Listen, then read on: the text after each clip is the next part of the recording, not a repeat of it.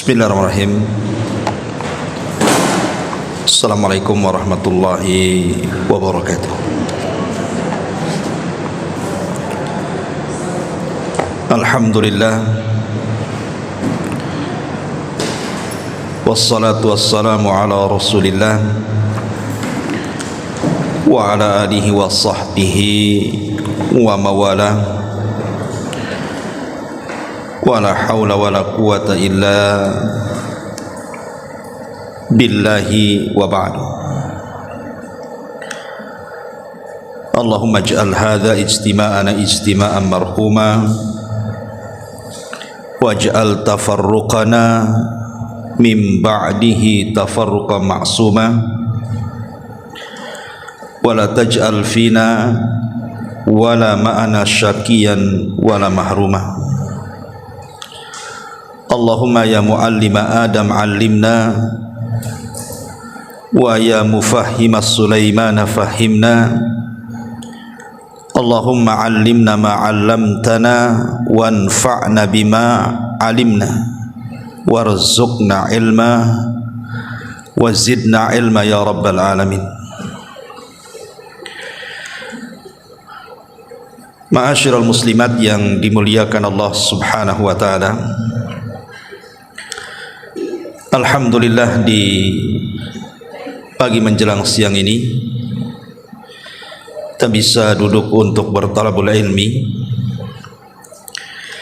dan kita masih meneruskan kajian kita membahas kitab Fawaidul Fawaid karya besar Al-Imam Ibnul Qayyim Al-Jauziyah rahimahullahu ta'ala. Dan kita masuk pada bab kedua,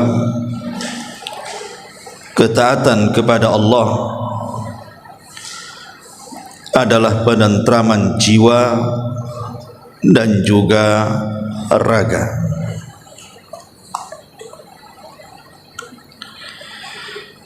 Ma'asyiral muslimat yang dimuliakan Allah Subhanahu wa taala, artinya dalam bab ini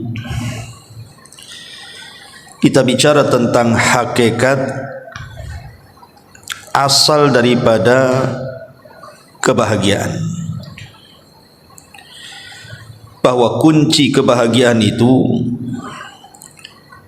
adalah ketika menautkan hati kita kepada Allah dengan cara mentaati seluruh perintah Allah, menjauhi larangan-larangan Allah, menikmati yang Allah halalkan dan menjauhi yang Allah haramkan. Itulah ketaatan yang sesungguhnya kepada Allah Subhanahu wa ta'ala. Ada sebagian manusia yang salah pandang ketika mencari hakikat apa itu bahagia. Sebagian mereka,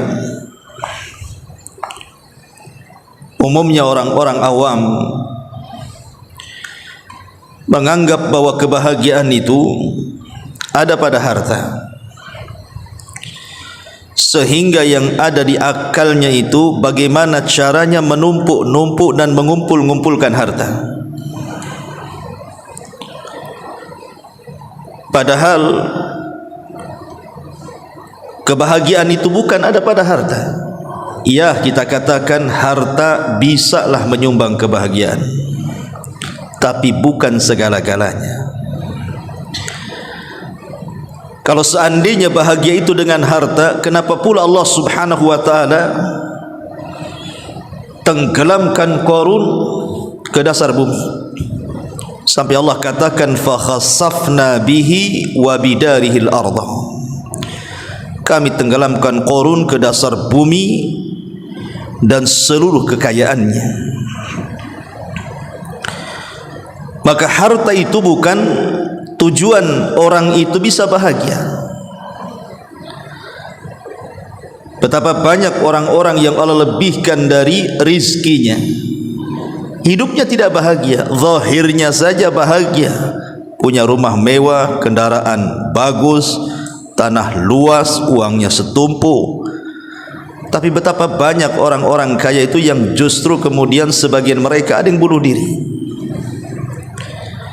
Sebagian mereka tidak kerasan hidup di rumahnya, pada rumahnya luas tuh. Sebagian mereka hanya menghambur-hamburkan harta untuk menjadi ketenangan.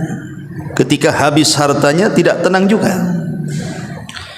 karena memang hakikat kebahagiaan itu bukan di situ. Ada lagi sebagian mereka menganggap bahwa kebahagiaan itu ada pada pangkat, jabatan ataupun kedudukan, sehingga sebagian orang itu mereka mengejar dengan sedemikian rupa pangkat dan jabatan itu tanpa mengindahkan halal dan haram. Apakah ia mendapatkannya dengan cara benar ataukah tidak? Tetapi betapa banyak orang yang Allah berikan pangkat, jabatan dan kedudukan, toh juga tidak bahagia hidupnya. Banyak musuhnya, pening hidupnya, tidak bahagia. Malah justru kita lihat banyak orang-orang, mungkin dia miskin, tidak punya pangkat dan jabatan, hidupnya tenang, tidak tersiksa dengan itu. Coba lihat, saya heran terhadap orang-orang yang mereka habiskan waktunya hanya mengejar kekayaan, pangkat dan jabatan. Tidur mereka sedikit, kadang mereka telat makan, penyakit menumpuk di badan, tersiksa loh. Harta menyiksanya, jabatan pula menyiksanya. Tapi banyak orang-orang miskin itu terkadang mereka bisa tidur berlebihan, berlebih dia tidur, berlebih dia makan.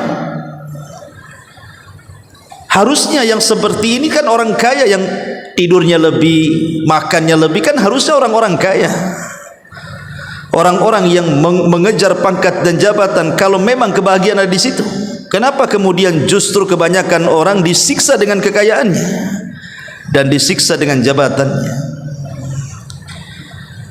Ma'asyiral muslimat yang dimuliakan Allah Subhanahu wa taala, ada juga yang kemudian mencari konsep kebahagiaan itu kalau dia bisa jalan ke sana kemari, ngumpulin duit 1 tahun kadang-kadang hanya untuk pelesiran ke sana kemari. Bayangkan dia lelah letih loh bekerja, kemudian dia melakukan safar rekreasi ke sana kemari, hanya dalam waktu sesingkat-singkatnya ludes uangnya, bahagia sesaat saat dia jalan, pulang ke rumah stres, habis duitnya. Jadi konsep kebahagiaan itu Islam sudah mengatur bagaimana caranya supaya jiwa ini tenang, raga ini tentram. Lah salah satunya di sini mu'alif rahimahullahu taala al-Imam Ibnul Qayyim al-Jauzi memberikan konsep bahwa ketaatan kepada Allah itulah hakikatnya seseorang akan dapat penentraman jiwa dan juga raga. Inilah pembahasan yang kita akan bahas di sini. Baik, ma'asyiral muslimat yang dimuliakan Allah Azza wa Jalla, di sini beliau menyebutkan 3 poin. Pertama, pentingnya menautkan hati kepada Allah. Yang kedua, aturan di balik perintah dan juga musibah. Dan yang ketiga, kasih sayang secara batin. Yang pertama, pentingnya menautkan hati kepada Allah Subhanahu wa taala. Ibu-ibu yang dimuliakan Allah Subhanahu wa taala, hati kita ini berada di genggaman Allah Subhanahu wa taala. Hati setiap manusia itu berada di genggaman Allah Subhanahu wa taala. Allah setiap saat bisa menyesatkan orang dari hamba-hambanya ataupun memberikan hidayah kepadanya. Allah dalam sekejap membuat orang itu hatinya sempit sehingga hidupnya tidak bahagia. Tetapi dalam sekejap saja Allah bisa melapangkan dada manusia. Karena hati kita ini tidak bisa dikuasai kecuali Allah Subhanahu wa taala yang menguasainya. Kalau lisan bisa saja kita kuasai, Bu.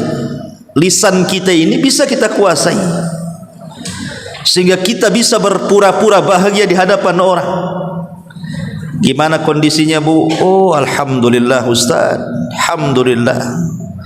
Saya dan suami saya, anak-anak saya senang. Lisan bisa saja ngomong gitu kan Bu.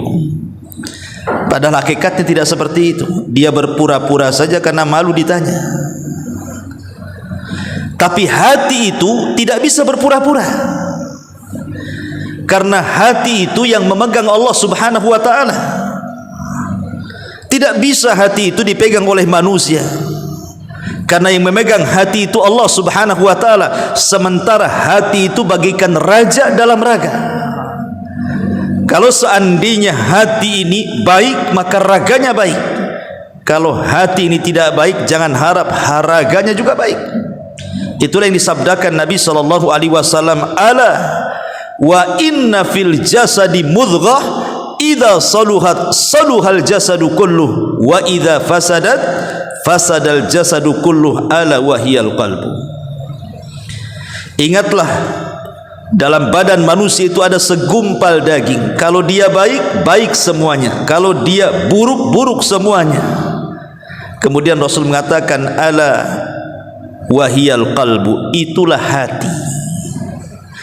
Jadi yang menentukan bahagia dan tidaknya itu hati kita Bu, bukan raga kita.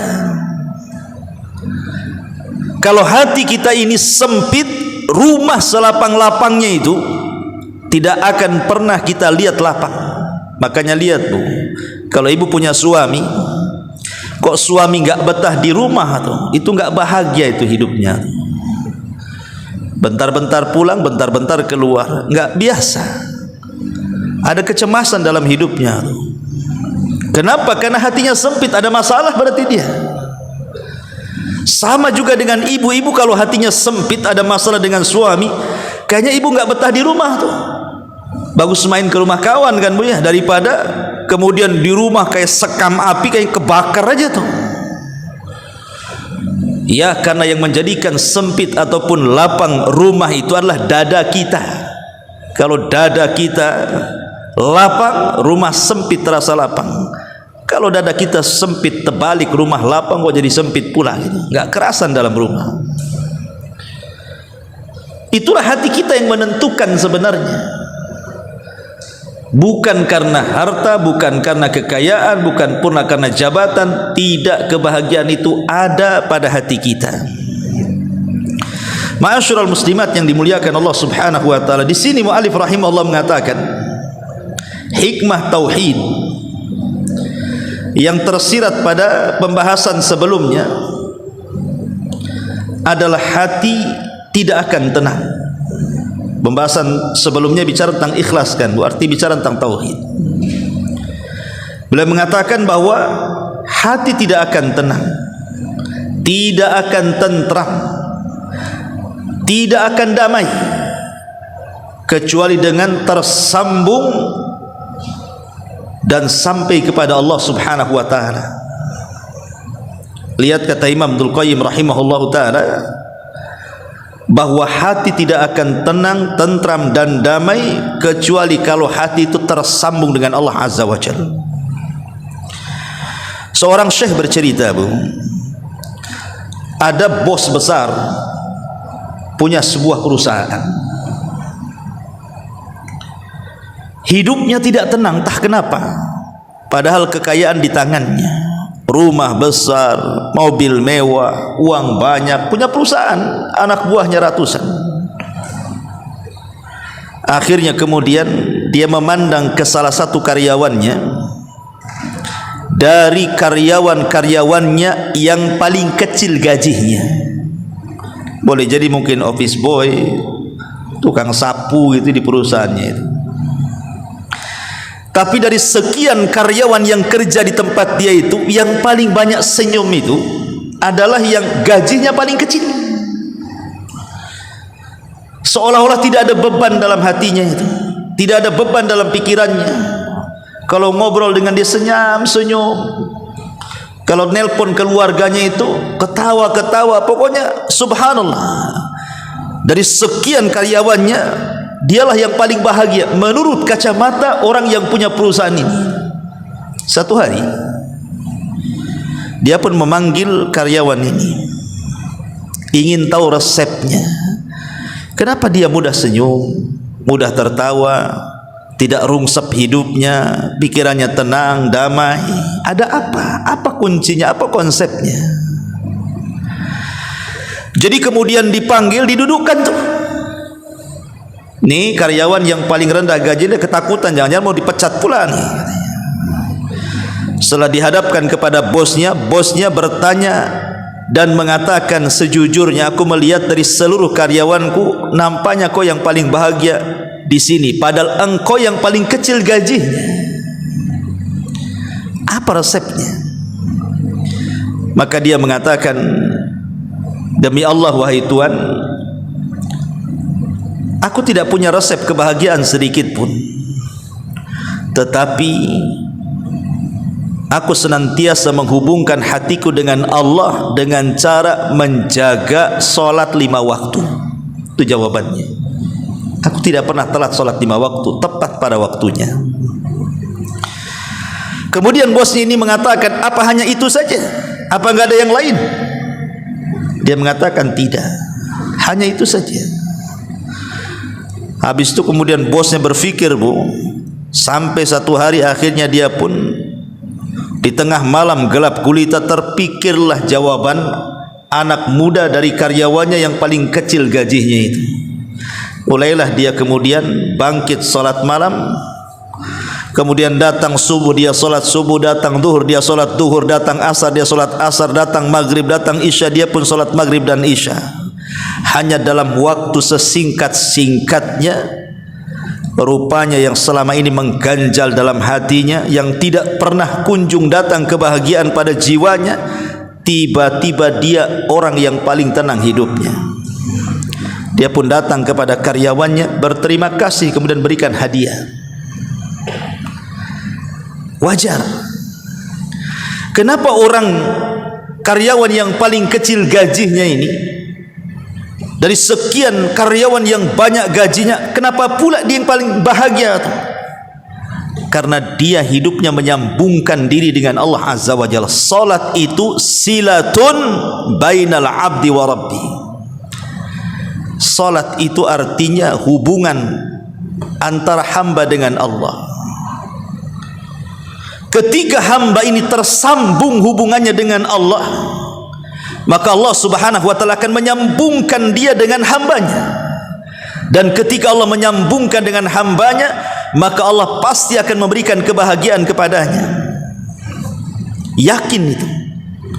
Sampai-sampai ada seorang ibu menelpon salah satu masyayikh, salah satu syekh, seorang alim. Dia bertanya, wahai syekh, aku punya anak bujang, sekarang umurnya sudah 40 tahun lebih. Aku lihat semenjak dia lahir sampai remaja, sampai dewasa, sampai sekarang terbaring sakit, dia enggak pernah hidupnya bahagia wahai syekh. Hidupnya hanya dirundung masalah demi masalah.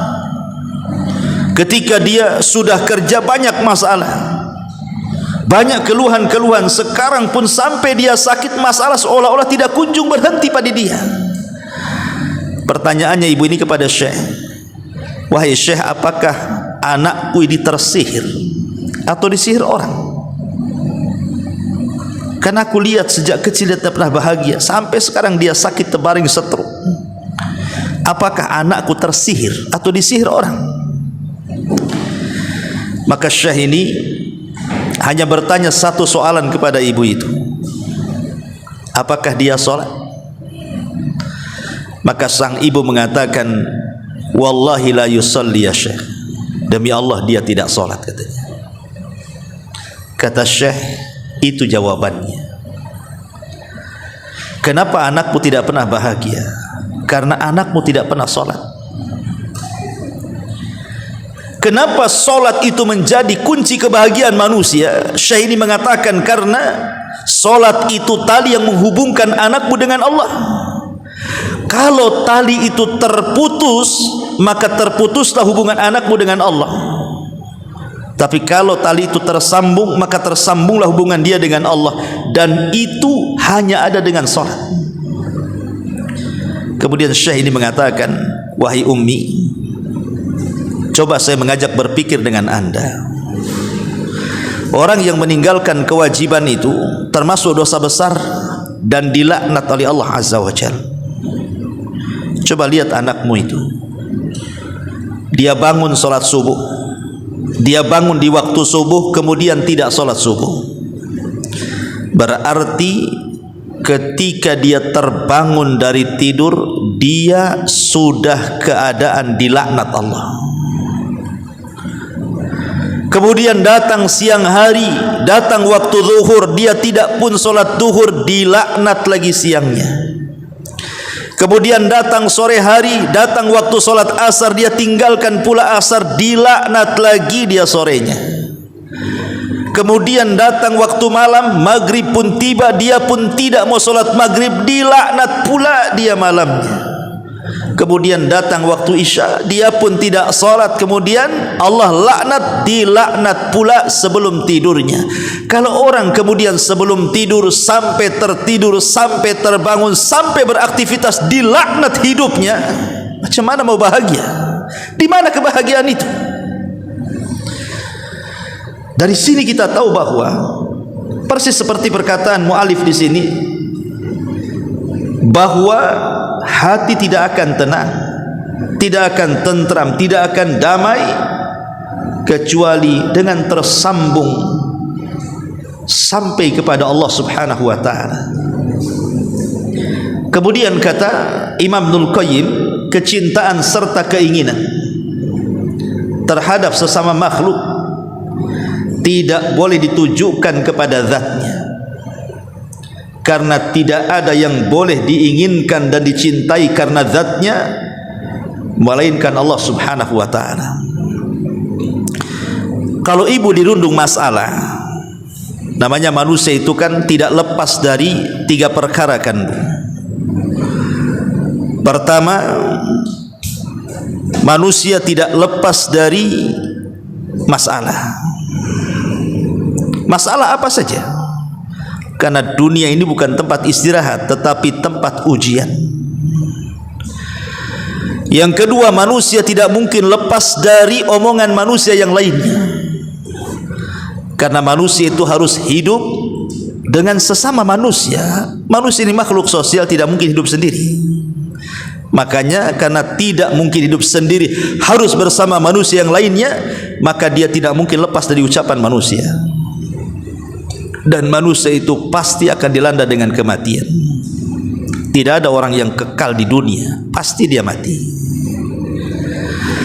Artinya bahwa saya, ibu atau siapapun pasti akan dilanda dengan banyak masalah. Masalah satu belum kelar, datang masalah yang lainnya. Masalah yang lain belum kelar, datang pula masalah yang lainnya. Seolah-olah masalah demi masalah itu terus ada, tidak pernah sirna. Bahagia sebentar, menangisnya lama. Menangisnya kemudian sebentar, bahagia lagi, datang lagi masalah yang lainnya, menangis pula dia.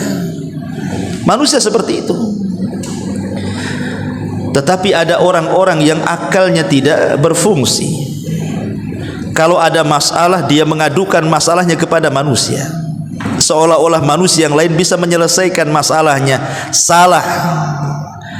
Kalau ada masalah, adukan masalah itu kepada Allah Subhanahu wa taala. Yang menciptakan masalah itu Allah, dan yang mengangkat juga Allah. Masalah itu kan datang dari Allah. Untuk apa Allah buat masalah gitu ya? Kan bisa saja Allah kasih kebahagiaan terus tanpa terbatas seperti di sorga gitu.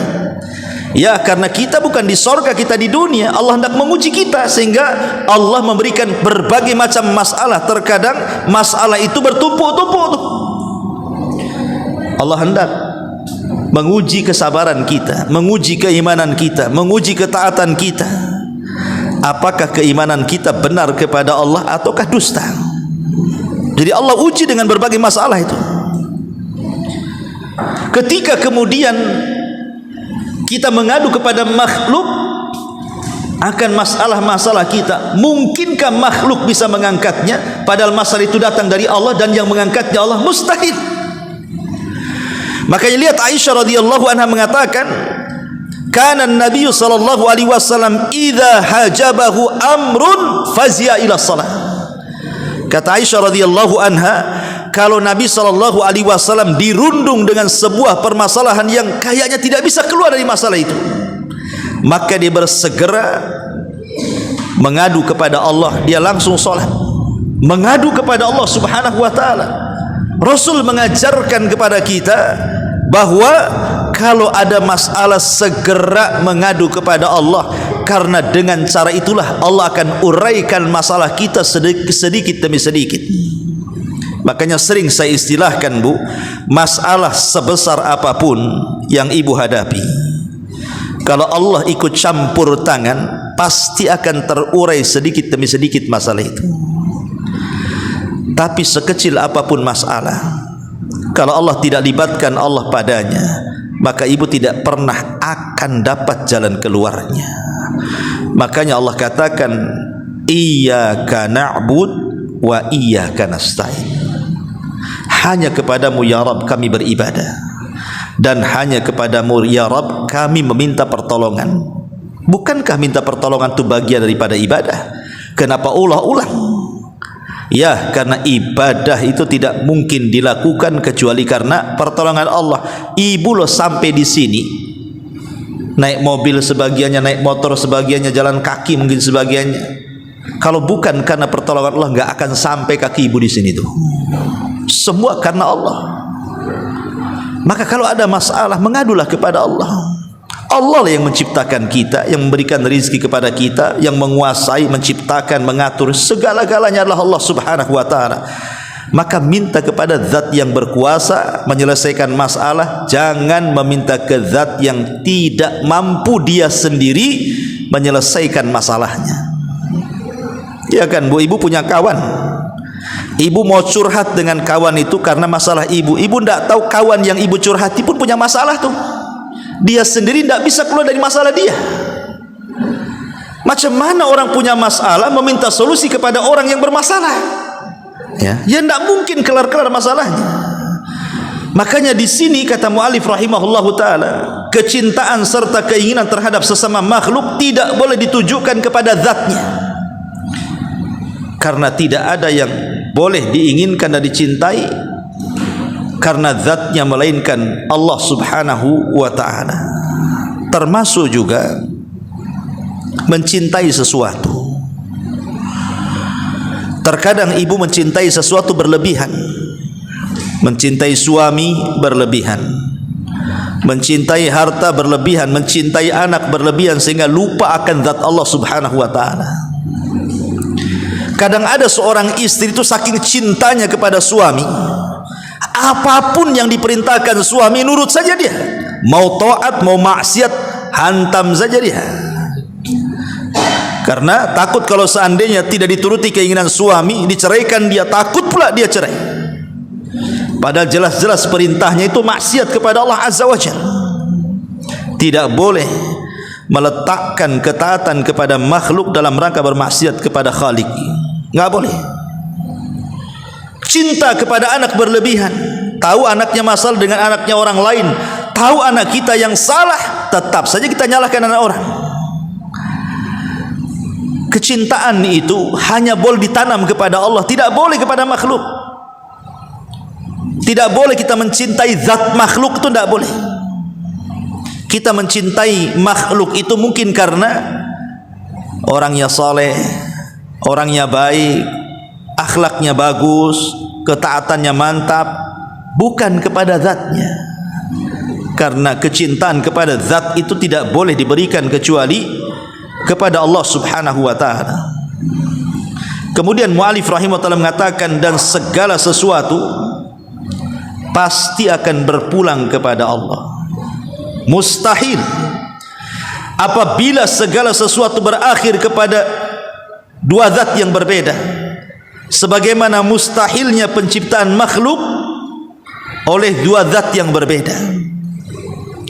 Sekarang seseorang kemudian menggabungkan dua kecintaan, satu cinta kepada Allah, sisi lain cinta pula kepada suami, cinta pula kepada anak, cinta pula kepada harta. Mustahil. seseorang itu akan berpulang kepada kedua-duanya. Bukankah Allah yang mengatakan inna lillahi wa inna ilaihi rajiun? Kita semua datang dari Allah, akan kembali kepada Allah Azza wa Jalla. Kita harus yakin kita ini milik Allah, raga kita lah milik Allah. Makanya seorang tidak boleh memotong tangannya walaupun yang memotong dirinya sendiri, karena tangan itu bukan milik dia tapi milik Allah Subhanahu wa taala. Raga-raga kita lah milik Allah. Inna lillah, semua kita ini milik Allah, wa inna ilaihi rajiun, dan akan kembali kepada Allah Subhanahu wa taala. Maka itulah kata beliau, siapa saja yang kecintaan, keinginan, kehendak dan ketaatannya ditujukan kepada selain Allah, niscaya semua itu sia-sia dan lenyap begitu saja. Bahkan orang-orang tersebut akan ditinggalkan oleh sesuatu yang paling dibutuhkannya. Sebaliknya, siapa saja yang cinta, harapannya, kecemasannya hanya ditujukan kepada Allah, niscaya ia akan mendapatkan keuntungan abadi berupa kenikmatan, kelezatan, kebahagiaan dan keberkahan dirinya, baik dunianya ataupun akhiratnya. Subhanallah, ini perkataan yang indah sekali dari Syekh Al-Imam Ibnul Qayyim rahimahullahu ta'ala. Beliau mengatakan bahwa hanya menautkan hati kepada Allah itulah hakikat kebahagiaan. Tapi siapa yang menautkan hatinya kepada selain Allah, justru itu hakikat kecelakaan. Karena miftah, kunci kebahagiaan itu adalah menautkan hati kepada Allah, dan itu dalam bentuk ketaatan, dalam bentuk ketaatan kita kepada Allah Subhanahu wa taala. Ma'asyiral muslimat yang dimuliakan Allah Subhanahu wa taala, sedikit saya jabarkan bicara soal ketaatan, hubung kait kita dengan Allah Subhanahu wa taala. Kalau kita melihat Al-Qur'anul Karim, sebentar lagi kita akan mengadakan Idul Qurban. Berarti kita diingatkan dengan kisah Nabiullah Ibrahim dan kisah Nabiullah Ismail alaihi salatu wassalam, dan juga kisah Hajar.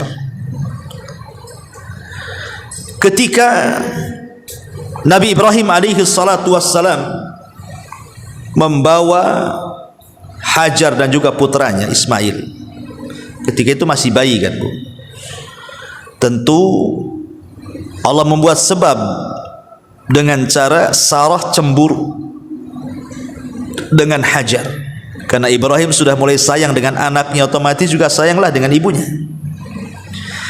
Maka Sarah meminta agar jangan satu atap dia dengan Sarah, dengan Hajar di satu tempat. Akhirnya dengan sebab itulah Allah Subhanahu wa taala dengan hikmahnya memang hendak membuat sejarah.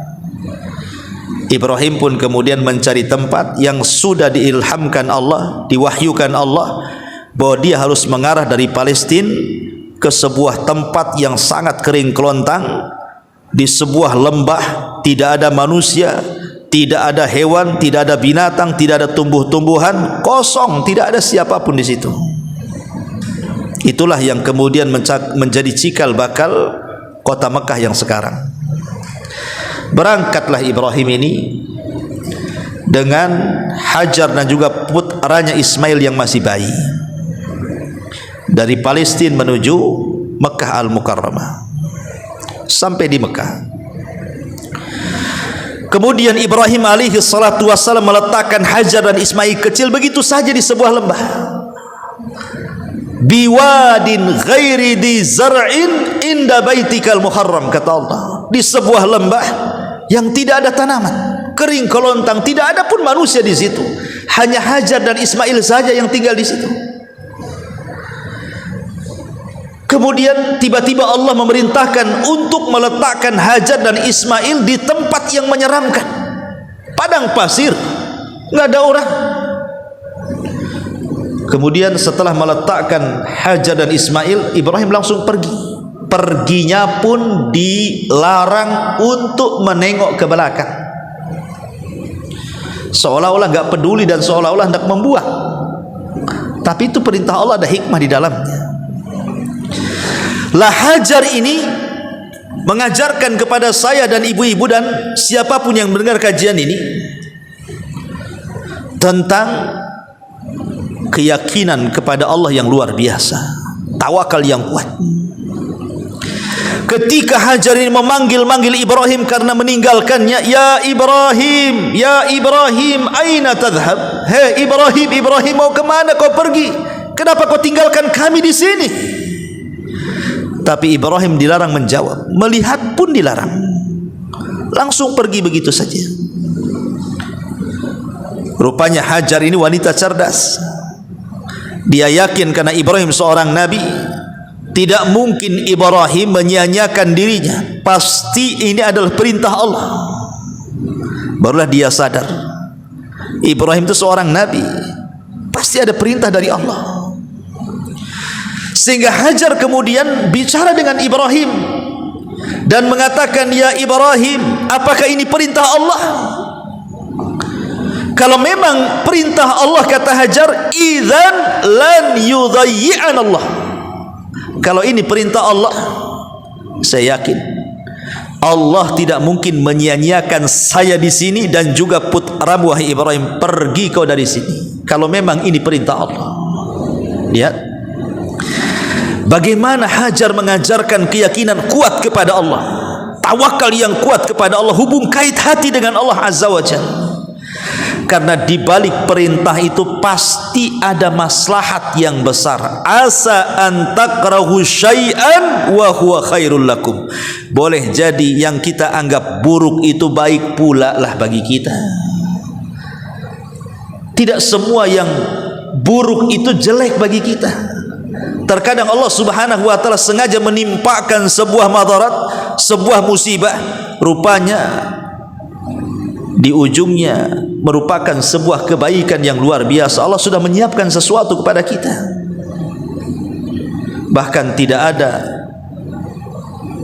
ada amalan atau surga itu tidak mungkin diraih dengan amalan kecuali dengan kesabaran. Ada surga-surga itu yang tidak bisa diraih dengan salat, puasa, zakat dan haji kecuali dengan kesabaran. Karena terlampau banyaknya musibah dia sabar, akhirnya dia pun sampai kepada derajat as-sabirin dan diberikan surga yang paling tinggi kelak di akhirat. Ada orang-orang seperti itu.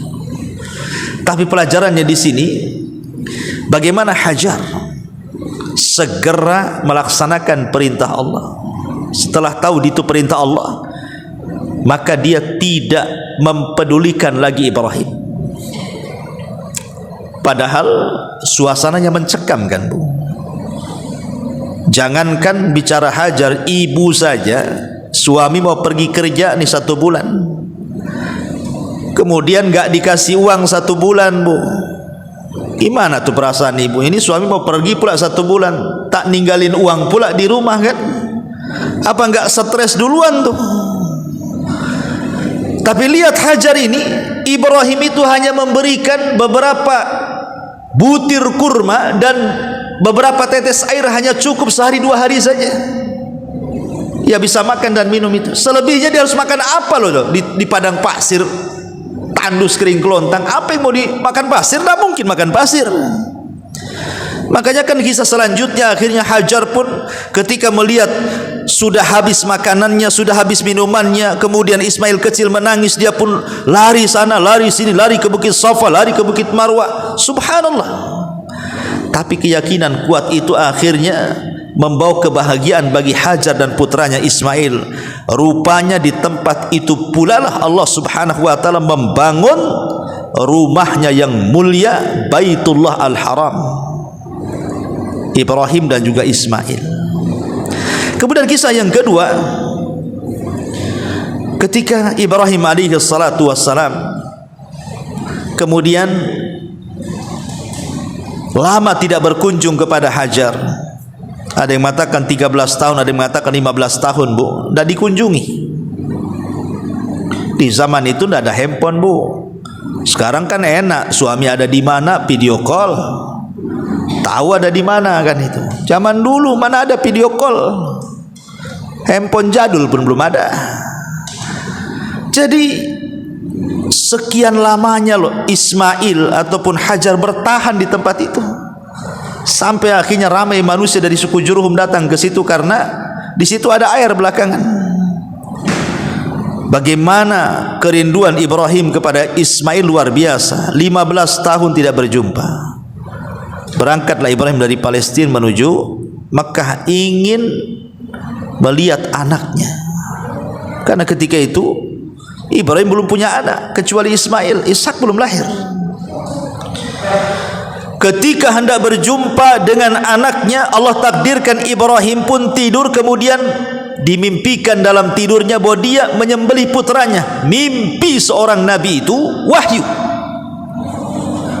Kalau mimpi ibu ya wangsit namanya. Kalau mimpi seorang nabi wahyu. Sehingga namanya perintah itu kan harus segera dilaksanakan. Ketika berjumpa dengan Ismail, lagi senang-senangnya seorang ayah lah yang lama tak berjumpa dengan anaknya, dengan istrinya, tiba-tiba dipertemukan. Tahu-tahu Allah Subhanahu wa taala uji Ibrahim dengan cara disuruh membunuh anaknya dengan cara disembelih.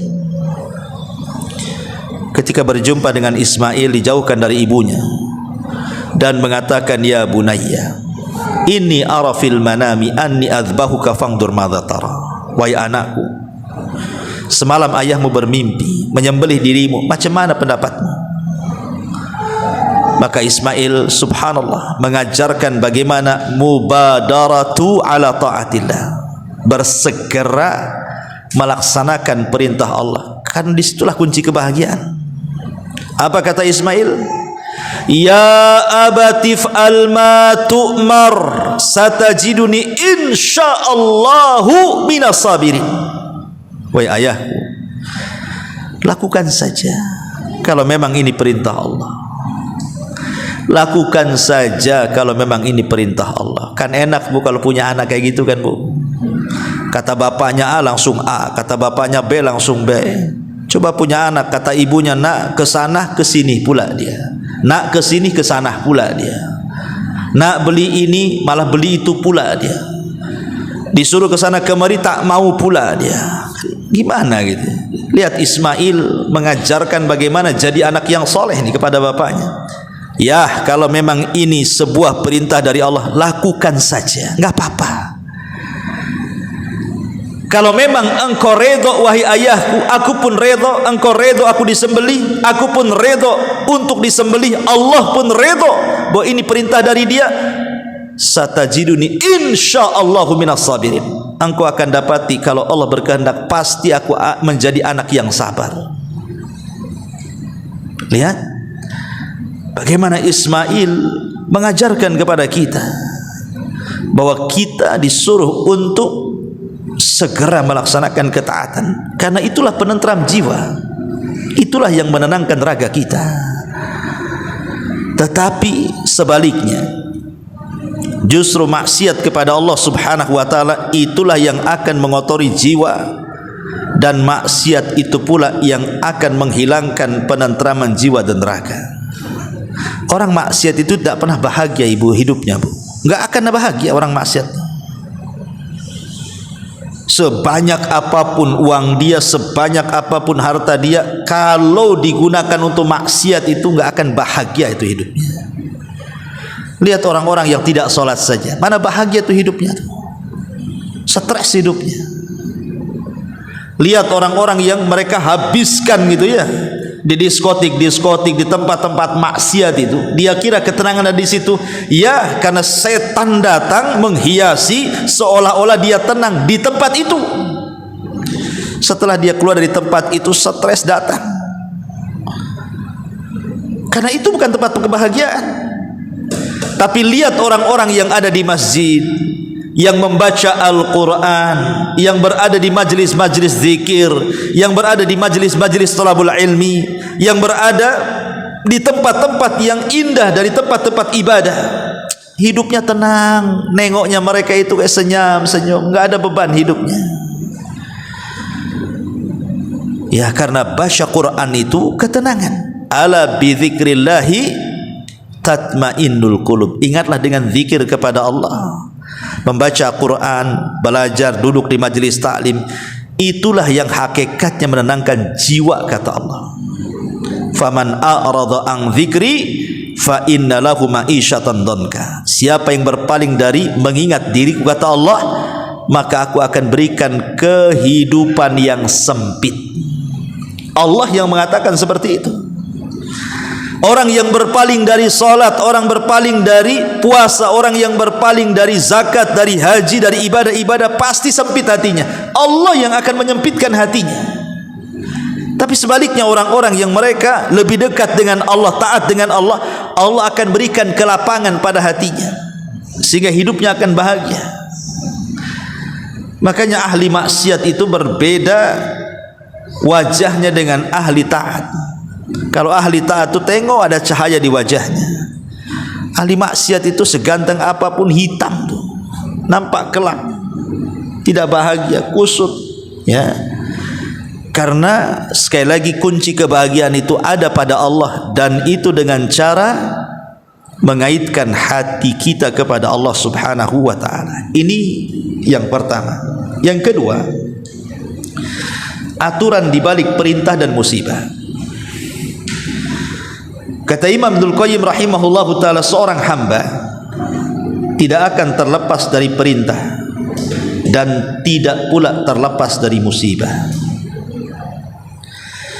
Ia memerlukan, bahkan sangat memerlukan pertolongan Allah, baik ketika dia menerima perintah ataupun ketika dia mendapatkan musibah. Dua-duanya membutuhkan uluran kasih sayang Allah Subhanahu wa taala. Iyyaka na'bud wa iyyaka nasta'in. Hanya kepadamu ya Rabb kami beribadah, dan hanya kepadamu ya Rabb kami meminta pertolongan Allah. Tadi saya sudah singgung, ibu kalau tidak ditolong Allah, tidak mungkin kaki ibu sampai di masjid sini. Bahkan mungkin yang tidak haid, tidak berhalangan, sampai pun solat subuh tadi pagi, ibu tidak mungkin mampu melaksanakan solat subuh kecuali karena pertolongan Allah. Coba lihat berapa banyak orang-orang yang Allah berikan waktu luang dan Allah berikan kesehatan. Berapa banyak, ramai kan bu, orang yang sehat badannya, waktunya juga luang. Pertanyaannya, berapa banyak orang yang datang solat subuh ke masjid dari bapak-bapak laki-laki itu? Rupanya yang solat ke masjid itu cuma satu saf, kadang-kadang nggak sampai pun satu saf. Padahal kalau satu kampung datang ke masjid itu tidak muat tuh masjid itu. Kenapa kaki mereka kok seolah-olah dirantai, tidak bisa datang ke masjid? Kenapa? Karena tidak ada pertolongan Allah. Coba ibu sekarang, tadi kan kesini kan hujan lebat kan bu, lebat selebat-lebatnya kan, hampir satu kota Batam. Tapi Allah berikan pertolongan kepada ibu sampai juga ke sini. Sampai juga ke sini kan. Lah ibu sampai ke sini karena siapa kalau bukan karena Allah? Banyak orang yang banyak alasan kan, kenapa nggak datang? Hujan. Emang hujan membunuh dia? Ya. Padahal ada kendaraan juga dia, tidak datang juga kan? Berarti ibu datang ke sini tuh karena pertolongan Allah. Yang tidak datang boleh jadi mungkin Allah tidak tolong dia. Jadi kita bisa melakukan ibadah mulai daripada kita bisa sholat, kita bisa puasa, kita bisa haji, bisa umrah, bisa zakat, bisa apapun dari ibadah itu, tidak mungkin kecuali karena Allah yang tolong. Dan itu dalam bentuk hidayah. Karena tidak mungkin orang itu ngaji kalau tidak dapat hidayah. Orang itu tidak mungkin sholat kalau tidak dapat hidayah. Orang itu tidak mungkin bangun tengah malam kemudian tahajud kecuali dia dapat hidayah. Tidak mungkin orang menyantuni fuqara wal masakin kecuali dia dapat hidayah. Hidayah itulah yang menggerakkan hati. Kalau hidayah sudah masuk ke dada-dada ibu, bergerak tuh semua badan. Itulah bentuk pertolongan Allah Subhanahu wa taala. Wa man yujahidu fina lanahdiyannahum subulana, kata Allah. Siapapun yang berusaha untuk sungguh-sungguh melakukan kebaikan, maka Allah akan titipkan hidayah kepada hatinya. Dan kalau hidayah sudah masuk ke dalam hatinya, Bu, maka itulah yang menggerakkan ibu untuk melakukan segala hal dari kebaikan. Jadi perintah, melaksanakan perintah pun tidak bisa ibu lakukan kecuali karena pertolongan Allah. Begitupun ketika menghadapi musibah. Betapa banyak orang yang hatinya jauh dari Allah. Mereka tidak sanggup menghadapi musibah. Mereka enggak yakin dengan Allah. Betapa banyak orang-orang yang bunuh diri. Rupanya alasannya apa? Faktor ekonomi. Sampai-sampai ada satu kisah, itu satu keluarga, Bu, seorang ibu meracuni dirinya sendiri dan meracuni anak-anaknya sampai kepada anak bayinya diracun juga. Mati sama-sama satu rumah. Ibunya dan 3 anaknya termasuk yang bayi itu dibunuh oleh ibunya. Kemudian setelah itu ibunya bunuh diri, minum racun juga. Rupanya dia meletakkan satu surat yang ditulisnya, rupanya isinya karena faktor kemiskinan, faktor ekonomi. Dia tidak sanggup menghadapi kehidupan. Dia tidak yakin bahwa yang memberikan rizki dia Allah, dan yang memberikan rizki kepada anak-anaknya Allah. Nahnu narzukukum wa iyyahum, kata Allah. Kami loh yang kasih rizki kalian, dan kami yang kasih rizki anak-anak kalian. Kenapa enggak yakin dengan itu coba? Kenapa enggak yakin? Karena dia sendiri tidak melaksanakan perintah Allah, sehingga ketika tidak kuat imannya, ketika mendapatkan musibah, dia pun menjadi orang yang sangat putus asa dengan musibahnya. Berawal meremehkan perintah Allah, berakhir dengan putus asa dari musibah yang Allah berikan kepadanya. Ma'asyiral muslimat yang dimuliakan Allah Azza wa Jalla, baik melaksanakan perintah atau menghadapi musibah, itu tidak lepas daripada pertolongan Allah. Minta kepada Allah, minta kepada Allah pertolongannya. Sebab orang itu menghadapi musibah, Bu, kan ada macam-macam. Sudah saya jelaskan. Orang ketika menghadapi musibah itu, ada orang yang Masya Allah, dia bisa menggabungkan 3 kata: ikhlas, kemudian redha, kemudian syukur. Ketika dapat musibah, dia bisa menggabungkan 3 kata: hatinya ikhlas, lisannya redha, tidak mencela siapapun, tidak pula mencela Allah, dan dia bisa bersyukur dan mengucapkan alhamdulillah karena nikmat Allah masih ada yang lainnya, walaupun yang lainnya sudah tidak ada. Maka ini setinggi-tingginya derajat orang menghadapi musibah. Bisa ikhlas hatinya, bisa ridha lisannya, dan bisa mengucapkan alhamdulillah. Maksud alhamdulillah itu apa di sini, Ustaz? Maksudnya mengucapkan alhamdulillah itu dia bisa bersyukur di tengah-tengah musibah yang menimpanya. Pamannya ibu, Allah takdirkan kena musibah, suaminya meninggal, jangan ibulah, yang lain, atau anaknya meninggal, atau hartanya atau berangkasnya kena kecurian orang, atau rumahnya kebakaran. Tapi ibu tenang-tenang saja. Bu, suamimu meninggal, alhamdulillah, katanya. Kira-kira jawaban orang apa? Sinting orang ini, katanya. Masa suaminya meninggal dibilang alhamdulillah? Ya. Bu, anaknya meninggal, alhamdulillah, kata ibu. Bu, itu loh rumahnya kebakaran loh, Bu, alhamdulillah. Ibu ini boleh dibawa ke psikiater atau ke rumah sakit jiwa kayaknya. Bukan itu yang ingin saya katakan. Kalau ibu bisa melakukan seperti itu, Bu, ibu ikhlas, ibu redha, ibu bisa mengucapkan alhamdulillah. Bukan alhamdulillah karena musibahnya, tapi mengucapkan alhamdulillah karena ada nikmat Allah yang tersisa padanya. Bu, rumah ibu kebakaran, alhamdulillah. Itu kan 1, rumah saya kan 10, masih ada 9 lagi, gitu maksudnya ya. Bu, rumah ibu kebakaran, tidak apa-apa, kos-kosan masih banyak, nanti saya bangun lagi kok. Itu maksudnya.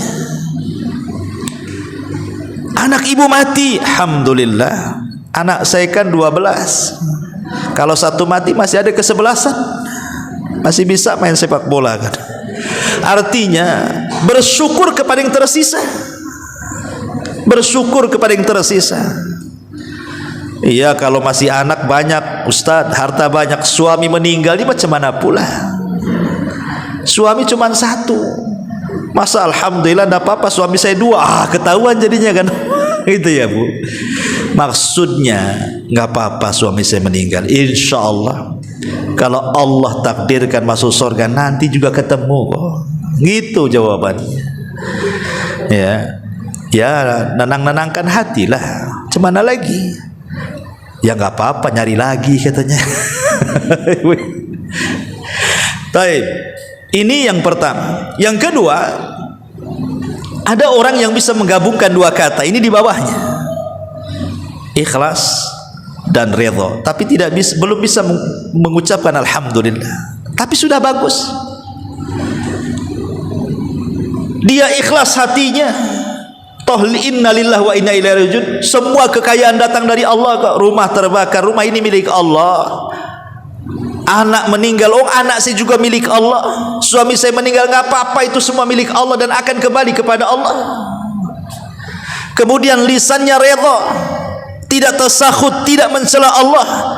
Karena ada orang-orang itu yang ketika diuji Allah, Allah pula jadi sasaran dia, kemudian disalahkan pula Allah Subhanahu wa taala, dan ia jadikan seolah-olah musibah itu sebagai azab. Nah, ini enggak redha namanya. Ketika dia tidak bisa menjadikan musibah adalah musibah dan dia sangka musibah azab dari Allah, akhirnya asik Allah saja disalahkan dia. Tapi ada orang-orang yang ikhlas, tapi lisannya subhanallah dia berusaha diam untuk menunjukkan keridhaan dia. Ya sudahlah, semua datang dari Allah kok. Kalau Allah mau ngambil ya silahkan. Anak saya milik Allah, ya sudah terserah Allah. Mungkin ada tujuan yang kita tidak tahu. Ini masih mending nih yang kedua nih. Yang ketiga, ada orang yang pura-pura sabar Bu. Dia pura-pura ikhlas. Jadi kalau ada musibah itu memang dia diam saja, dirasa-rasa lah musibah itu. Dia berusaha ikhlas, ya, berusaha sabar, tapi berpura-pura ikhlas dan sabar. Kalau diajak ngomong, keluar semua tuh ucapannya. Cemana keadaanmu? Wah, kalau kamu tahu, sedih kamu dengarnya katanya. Tapi diceritakan juga akhirnya. Gitu ya kan. Ada orang yang kayak gitu, nampak saja zahirnya sabar, kok disentuh keluar semua isi hatinya tuh. Tapi masih mending lah. Yang keempat yang fatal nih, sudah tidak ikhlas, mulutnya pula tidak dijaga, menunjukkan bahwa dia tidak sabar dan redha. Ketika kena musibah, anaknya kena musibah, usahanya kena musibah, kesehatannya kena musibah, mulai lisannya mengkritik Allah, mulai lisannya mencela Allah, mulai kemudian musibah dianggap azab bagi dia. Kenapa sih aku saja yang sakit, kok tidak pernah sembuh-sembuh? Kenapa si anu itu sehat terus? Kenapa si anakku saja yang kena sakit? Kenapa anak tetangga sehat terus? Kenapa usahaku asik yang gulung-gulung tikar? Kenapa orang kok bentang-bentang tikar terus? Kok asik Allah disalahkan dia? Baik ketika bersendiri atau depan orang. Ini bahaya, tasakhut namanya. Ya, jangan pernah tasakhut. Dahulu ingat Bu, dulu saya pernah cerita, terkadang Allah Subhanahu wa taala Bu menguji hamba ini. Kalau sudah menurunkan musibah, ada yang sifat musibah itu beruntun Bu. Saya contohkan, ada keluarga, satu keluarga, ini ceritanya di Timur Tengah, punya anak kecil. Anaknya itu dua-duanya belum balik, masih anak-anak. belum berakal pun anak itu. Jadi dua anak yang belum berakal itu, kakak beradik itu, melihat anaknya melihat ayahnya pegang golok, pegang pisau untuk menyembelih seekor unta. Lah dua anaknya ini yang masih kecil, belum berakal pun, lihat bapaknya bawa pisau. Si kakaknya ini ke dapur ambil pisau juga, niru-niru bapaknya. Karena bapaknya pegang pisau, dia ke dapur ambil pisau juga. Kemudian bapaknya mendekati unta, ingin menyembelih unta, dia pula mendekati adiknya. Ketika ayahnya menyembelih unta, dia sembelih adiknya, hanya niru-niru bapaknya. Dek, lihat ayah nyembelih unta, ayo kita sembelih-sembelihan katanya. Dikira main-main nyembelih itu, Bu. Akhirnya kemudian bapaknya menyembelih unta, dia pula menyembelih adiknya. Apa enggak jerit-jerit adiknya itu disembelih betul tuh. Akhirnya adiknya karena disembelih kesakitan, anak kecil jerit-jerit lah kan, Bu. Akhirnya kemudian bapaknya mendengar anak yang paling kecil menjerit-jerit, kemudian dia lari meninggalkan untanya. Kemudian dia melihat anak yang paling kecilnya sudah robek lehernya, kemudian sudah meninggal. Datang pula kemudian anaknya ini, jadi sama-sama lari. Anaknya lari ketakutan yang menyembelih itu, bapaknya lari menuju tempat itu. Subhanallah, ketika anaknya lari, datang pula kemudian truk, ditabrak truknya, meninggal juga kakak yang menyembelih itu. Kemudian bapaknya makin jantungan gitu ya, karena punya penyakit jantung, kaget dia, dua-duanya mati. Akhirnya kumat jantungnya, mati juga dia.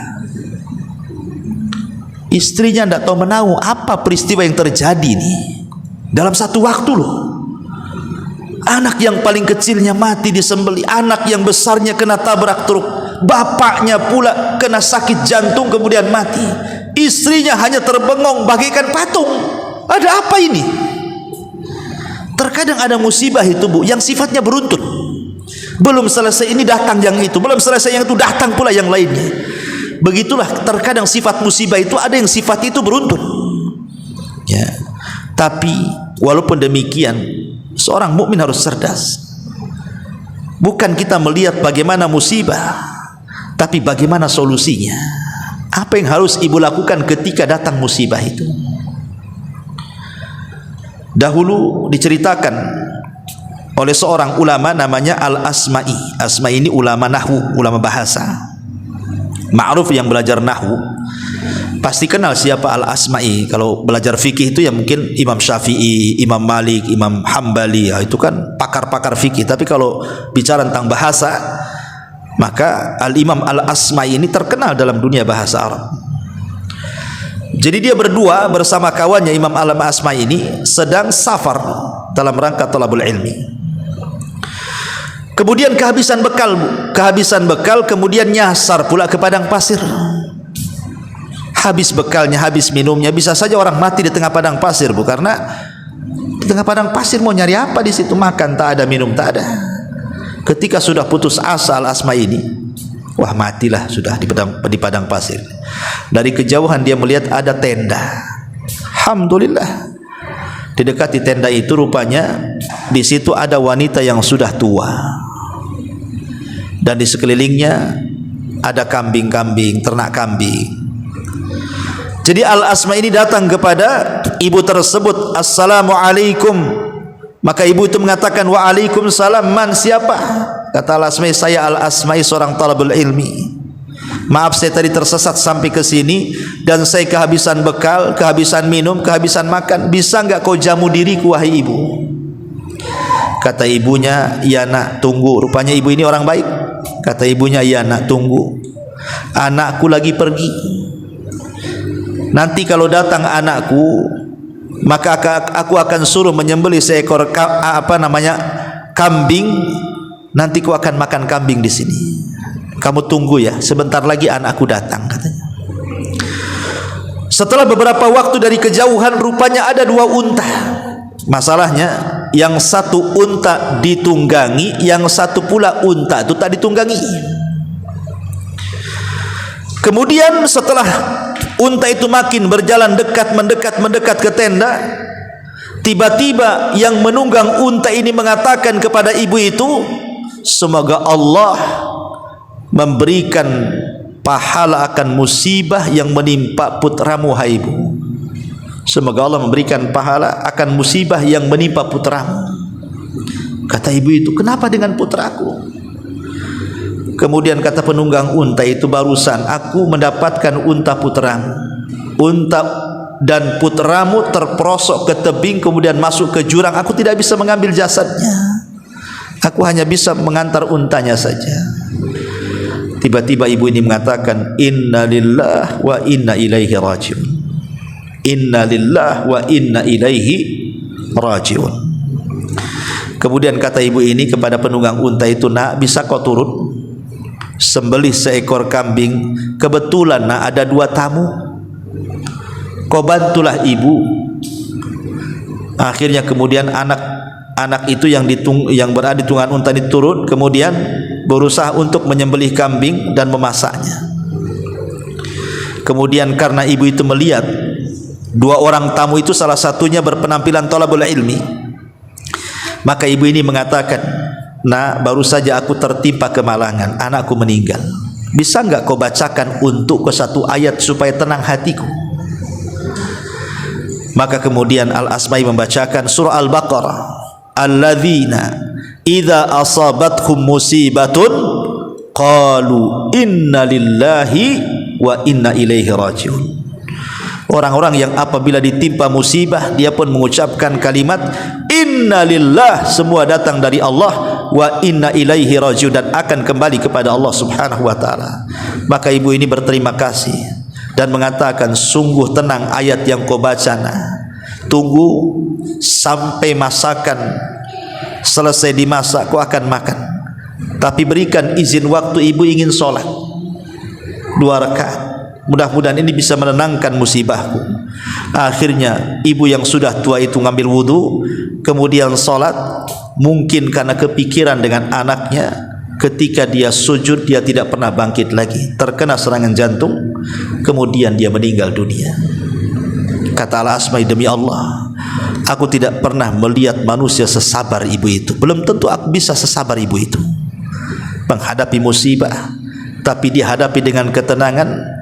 Dan dia pun segera sholat dalam rangka mendekatkan diri kepada Allah Azza wa Jalla. Harusnya seperti itu. Menghadapi musibah itu kembalikan kepada Allah, karena musibah itu datang dari Allah subhanahu wa ta'ala. Wallahu a'lam. Saya kira sampai di sinilah. Mudah-mudahan ada manfaatnya. Taib, kalau ada yang bertanya silakan.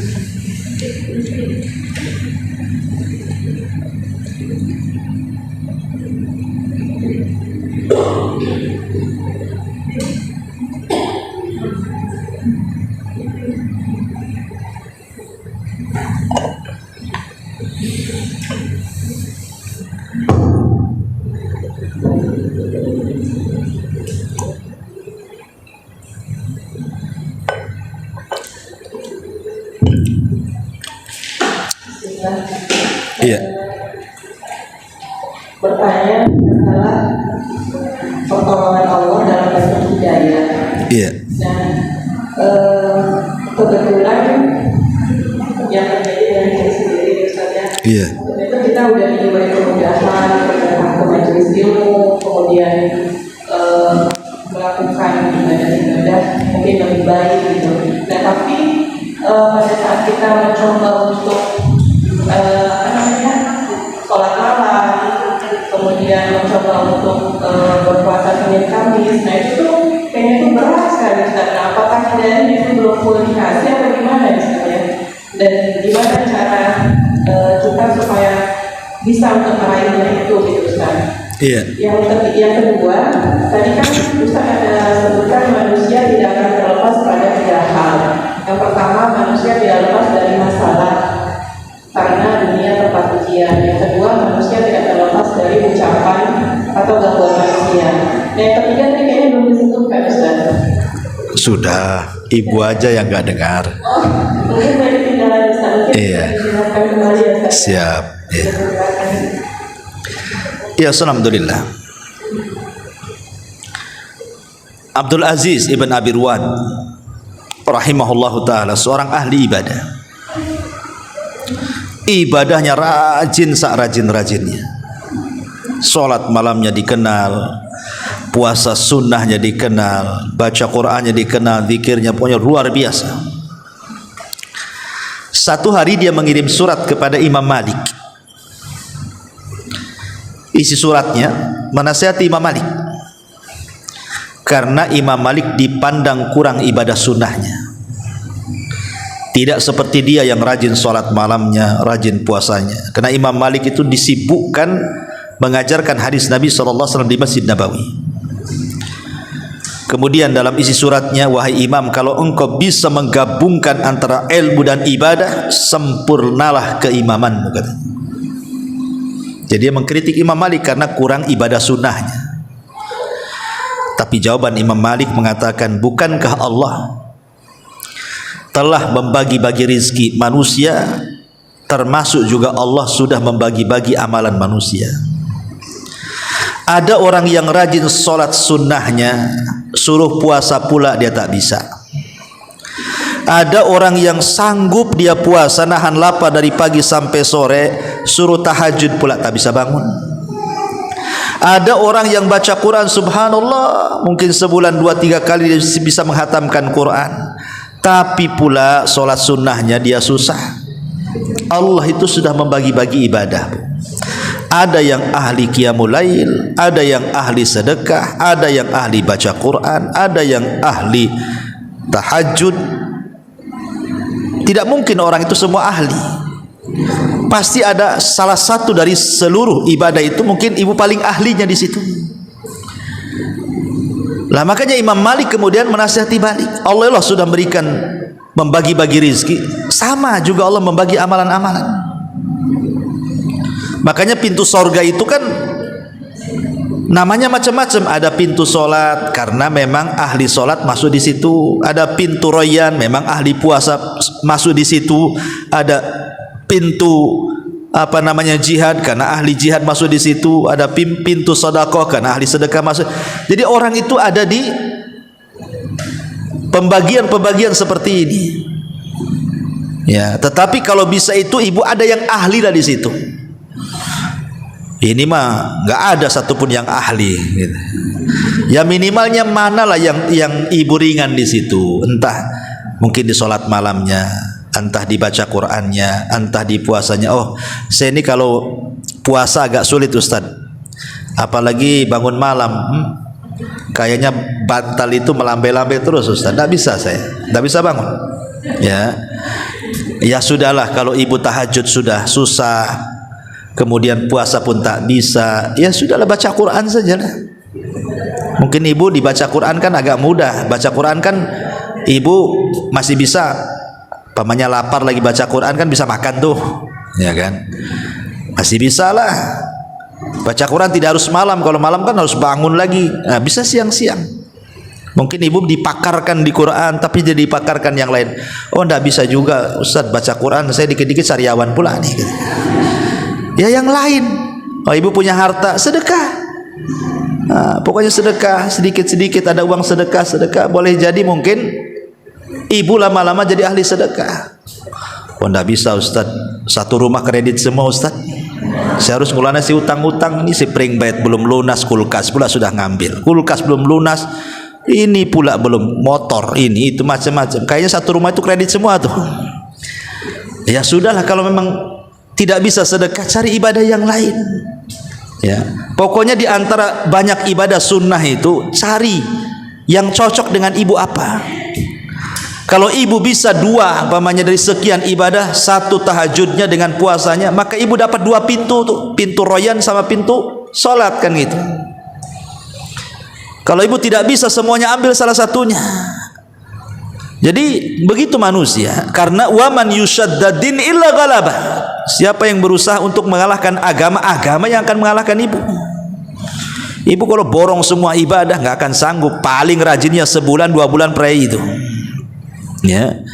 Makanya kenapa ada istilah khairul a'mal adwamuha wa in qalla. Kata Rasul, sebaik-baik amal itu adalah yang istiqomah walaupun sedikit. Tidak apa-apa, sedikit tapi istiqomah. Ini diborong semuanya, puasanya diborong, tahajudnya diborong, baca Qurannya diborong, zikirnya. Saya jamin Bu, dah sampai 1 bulan ibu sudah deprak, dah nggak sanggup lagi. Nggak akan, ibu pasti lemes nanti. Ya, ujung-ujungnya minum jamu. Ya, berdosis nanti.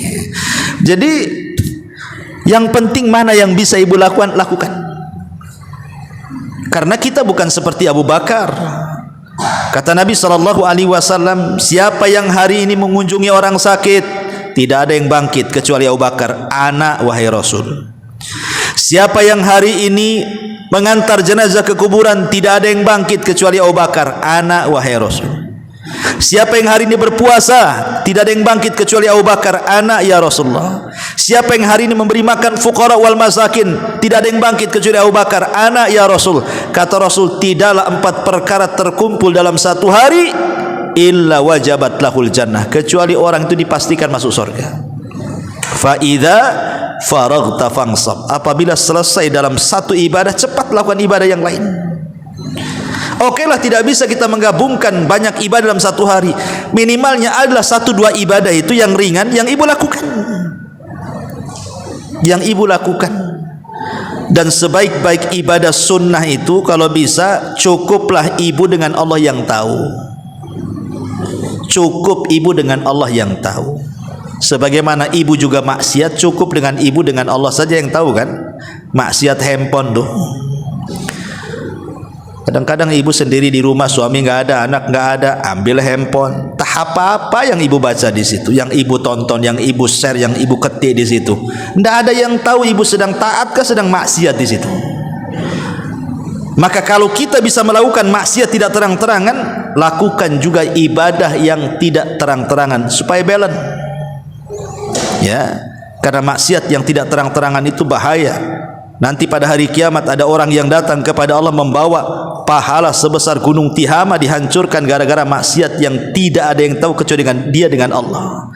Supaya amalan kita tidak habis, lakukan juga hal yang sama. 1 hari 3 kali ibu maksiat tanpa ada yang tahu kecuali dengan Allah, lakukan 3 ibadah yang tidak ada yang tahu kecuali ibu dengan Allah saja, supaya balance. Ya. Jadi begitu jawabannya. Kemudian yang kedua tadi, manusia tidak lepas dari 3 perkara. Pertama, dunia bukan tempat istirahat. Pasti ibu akan terkena musibah. Entah kesehatan ibu terganggu, ya kan? Apalagi kalau sudah tua, saya istilahkan itu kalau masih muda, ibu kalau makan pakai mulut, Bu. Sate 100 tusuk pun ibu tusuk-tusukan ke mulut tuh. Kalau masih muda kan, Bu. Sekarang ibu sudah tua, makannya pakai akal, pakai otak makannya. Ya, oh janganlah, ini kalau saya makan gula naik nih. Ini kalau saya makan kolesterol naik nih. Ini kalau saya makan asam urat pula, asamnya makin nggak jelas ya.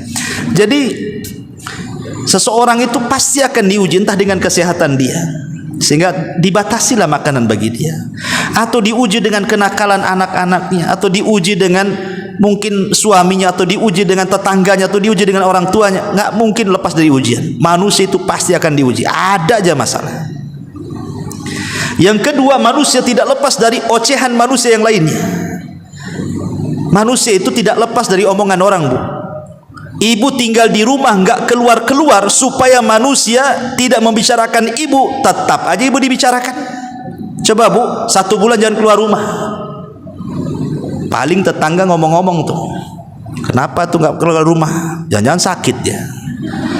Ya, jangan-jangan ini, jangan-jangan itu. Ya, itu yang berusaha loh supaya tidak diomongin orang, malah diomongin orang kan, Bu. Oh, supaya manusia tidak banyak omong, bagusnya saya setiap harilah keliling tetangga itu. Apa kata tetangga? Kepo katanya. Ya, orang ini kok kesana kemari, apa maksudnya tuh? Jadi nggak bisa orang itu. Orang itu tidak mungkin lepas dari ucapan manusia, pasti akan dibicarakan manusia. Tapi satu hal yang ibu harus paham, bahwa Allah tidak ciptakan manusia untuk membicarakan ibu selamanya. Tenang aja, nanti ada waktunya dia diam, Bu. Tidak mungkin loh Allah ciptakan dia itu ngomongin ibu, memfitnah ibu, membuli ibu, menggibah ibu. Tidak mungkin, mustahil. Ya ada waktunya dia gibah ibu, dia fitnah ibu, dia bully ibu, ada waktunya. Tapi kan tidak semua hidup dia digunakan untuk nyakiti ibu, kan enggak. Pasti ada waktunya, waktu sariawan dia. Nah, doakannya supaya sariawan dia. Jadi itu harus pahami. Nggak apa-apa, ngomong aja lah, terserah. Nanti juga kalau capek sendiri dia, jangan pedulikan, nanti sakit hati.